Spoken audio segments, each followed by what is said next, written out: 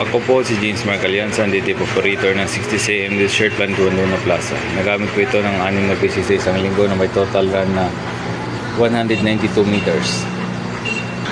Ito po yung head, capping, at wiper.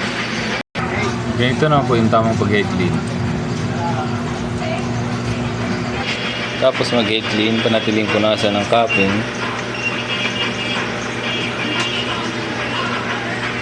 At wiper. Ganito na po yung tamang pag-nozzle check.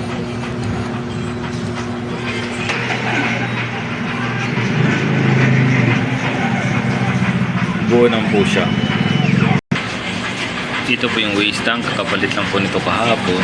Ground wire, ABR. Ito naman po yung ink tank niya, nasa tamang level na naman po. Ito naman yung mga use ko at unused. Meron akong 3 film, 4 na white, 2 yellow, 3 black, 3 cyan, 7 solution, 3 QE solution, at 14 na powder. Ito naman po yung consumable withdrawal scope.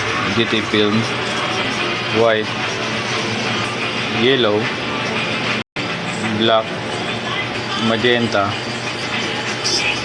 cyan, QE solution, at powder. Ito naman yung monthly maintenance checklist ko. Dito naman po. Ito naman yung daily output recording ko from April 27 hanggang sa May 3. At dito na po magtatapos yung vlog ko. Maraming salamat po.